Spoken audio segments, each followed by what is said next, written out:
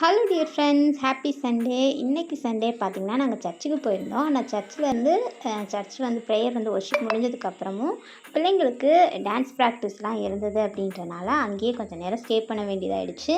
அதாவது இந்த கிறிஸ்மஸ்லாம் வருது இல்லையா, அதனால் ஸோ காலையிலே பசி எடுத்துறதுனால பிள்ளைங்களுக்கு வந்து ஹோட்டல்லேருந்து சாப்பாடு வந்து வாங்கி வந்து கொடுத்துட்டோம். நானும் அங்கேயே வந்து சாப்பிட்டுட்டேன்.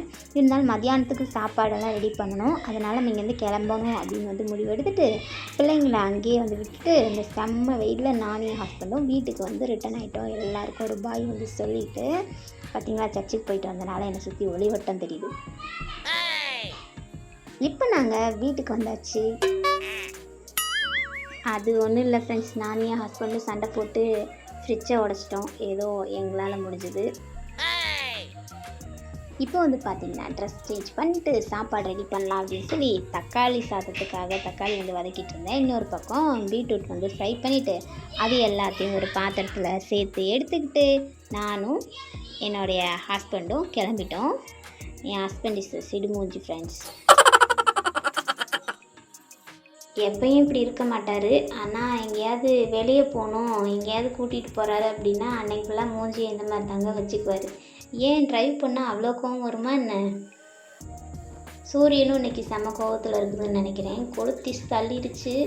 4 நாளாக நல்ல மழையாக இருந்தது. நான் இப்போ செம்ம வெயில். இந்த வெயிலுக்குள்ளே நாங்கள் ஒரு இடத்துல வந்து காரை வந்து நிறுத்திட்டு என் ஹஸ்பண்ட் வந்து என்னை விட்டுட்டு எங்கே இறங்கி போயிட்டாரு அப்படின்னு வந்து பார்த்திங்கன்னா சாப்பாடு வாங்கிறதுக்காக போயிருந்தார். எனக்கு இல்லை, வேறு ஒருத்தவங்களுக்காக. அதுக்கப்புறம் நாங்கள் பிள்ளைங்களை அங்கேயே சாப்பிட வச்சு கொஞ்சம் நேரம் ப்ராக்டிஸ்லாம் பண்ணி முடிச்சுட்டு ஒரு ஈவினிங் சொல்ல முடியாது, ஈவினிங்க்கு முன்னாடியே 3 மணி அந்த டைமுக்கு நாங்கள் ரிட்டன் ஆகிட்டோம் வீட்டுக்கு. நான் எங்கள் பெரிய பாப்பாவும் ஸ்னேக் அண்ட் லேடர் வந்து விளையாடிட்டு இருந்தோம். அதோட டைஸ் எல்லாம் தொலைஞ்சிருச்சு. இருந்ததை வச்சு அட்ஜஸ்ட் பண்ணி விளையாடிட்டு இருந்தோம்.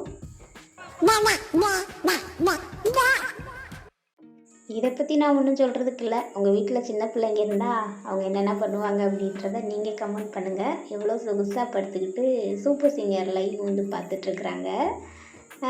அவ்வளோதான். அதுக்கப்புறம் நானும் எங்கள் பெரிய பாப்பாவும் வீடியோவுக்கு ஒரு எண்டு கார்டு போட்டுடலான்னு சொல்லி பாய் சொல்லலான்னு சொல்லி கேமரா வார் பண்ணிட்டு நாங்கள் இஷ்டத்துக்கு என்னென்னமோ பண்ணிகிட்டு இருந்தோம்.